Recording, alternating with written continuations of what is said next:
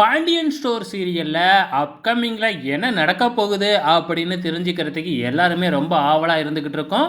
So ப்ரொமோவும் எல்லாருமே பார்த்துருப்பீங்க.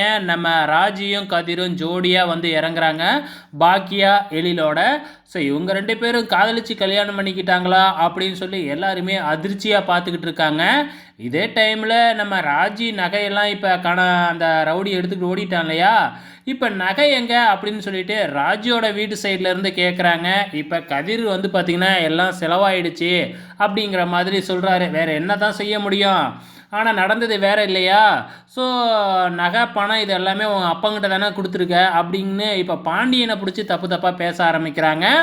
So இப்போ பாண்டியனுக்கு பயங்கரமாக கோவம் வந்து கதிரை பிடிச்சி அடின்னு அடித்து எங்கே ஒழுங்காக பணத்தை வச்சுருக்க, ஒழுங்காக அவங்கக்கிட்ட திருப்பி கொடு அப்படிங்கிற மாதிரி கேட்டுக்கிட்டு இருக்கிறாப்புல. ஸோ இப்போ என்ன செய்வாப்புல நம்ம கதிர், ராஜியை முகத்தை பார்க்குறாரு. ராஜி எதுவுமே சொல்ல முடியாமல் அப்படியே அமைதியாகவே இருந்துக்கிட்டு இருக்கிறாங்க. ஸோ என்ன நடக்க போகுது, நம்ம கதிர் ராஜியை வீட்டுக்குள்ளே சேர்த்துக்குவாங்களா சேர்த்துக்க மாட்டாங்களா? கண்டிப்பாக கோமதி வந்து பார்த்திங்கன்னா ஏதாச்சும் ஒரு ஐடியா பண்ணுவாங்க. வெயிட் பண்ணி பார்க்கலாம்.